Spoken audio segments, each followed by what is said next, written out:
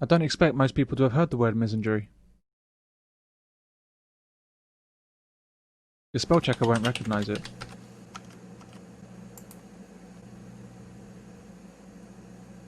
The word misogyny, on the other hand, is very well known. Misandry does exist, however, and is there to be seen in media output, in the workplace, in education, in fact, in most areas of life in the Western world. Misandry tells us that men do very bad things, and they do them all the time. They rape women, they molest children, they beat their wives, they sexually harass their colleagues, they're deadbeat dads, they start wars, they can't communicate, they're controlling, they smell, they're hairy, and they don't wash. So who are these men that the media keeps informing me about? I heard they kidnap little children and drink their blood from little plastic cups that they make themselves from detergent bottles. Real live men are nothing like the depiction routinely broadcast on our televisions day after day. I mean, let's be clear here, when I'm at the cash point, I'm looking over my shoulder for men, not women. But the fact remains that the bad that men do pales in comparison with the greatness of men. When you look at the role of men at all levels of society, from leaders to street cleaners, men are fantastic examples of humanity.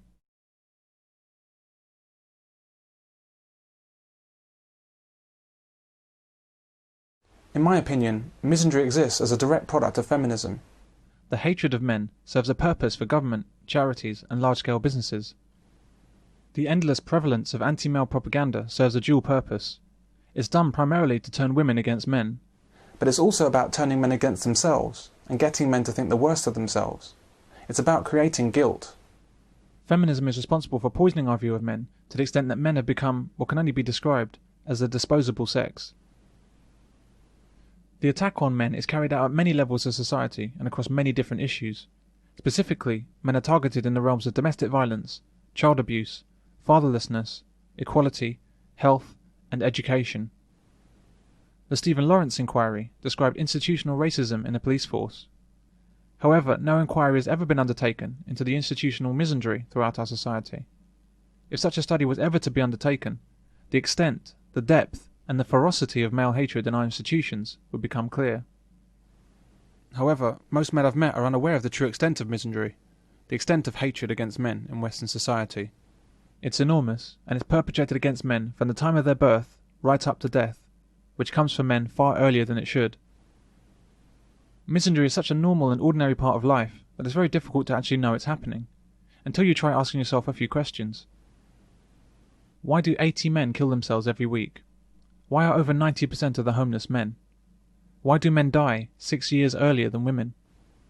Why have you never seen a female refuse collector? Why is there a breast cancer awareness month in the UK? Why have you never seen a news headline about the rape of a man?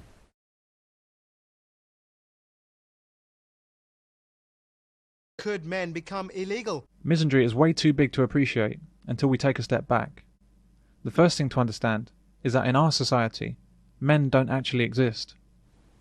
Men simply do not exist as a group, except where they do something bad. A man from Armagh has been given a life sentence. A man's been found guilty at the Old Bailey. The man charged with the brutal murder A of... man's been charged with murdering. The same man could be responsible for 2 double murders. 5 to 6 men would rape us for hours. All the suspects are male. The man convicted of killing the former. The man accused of raping and murdering. This tragedy is man-made. Police across the country are hunting this man. There are con men and gunmen, and there are manhunts. The gunmen were branded as terrorists. 1 gunman and 2 accomplices. But when men do good things or brave things, as they overwhelmingly do day in, day out, or when men are the victims of tragedies, then suddenly the word men disappears into some kind of unmentionable abyss. A Canadian submarine with 57 on board drifts in heavy seas. Royal Navy and RAF assets. Just tell us about the number of people on board. There's 57 crew. There was 9 personnel who reported smoke inhalation. 2 of concern, but none of them require a medevac from the submarine. To reach 13 coal miners who were trapped after an explosion in West Virginia. We believe the individuals might be located. People die on roadworks simply because they're trying to mend our roads and make them better for us.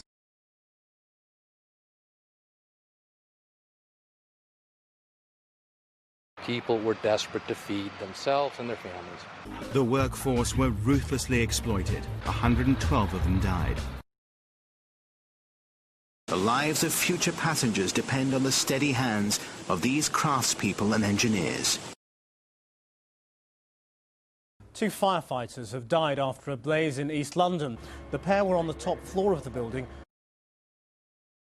4 RAF crew are feared dead. None of the crew members have been found. 5 soldiers were killed. 4 bodies have been found near. Contact with the crew was lost. 5 members of the regiment were killed. 3 US soldiers died there today, but 9 others have been killed. The soldier was airlifted to Baghdad for treatment.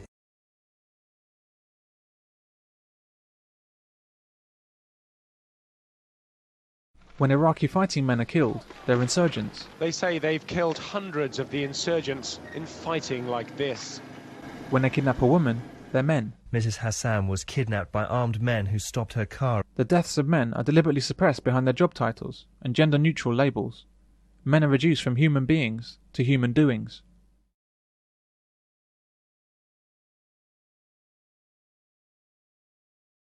Women, however, certainly do exist, especially when something bad happens.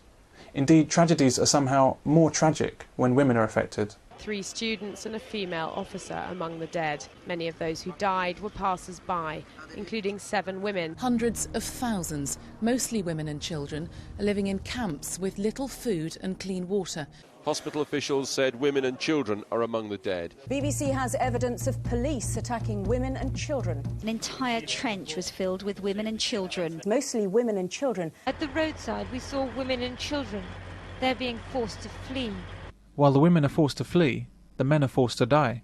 But we hear nothing about that. It's just as accurate to lump men and children together. Why are the deaths of men rubbed out of the public's consciousness?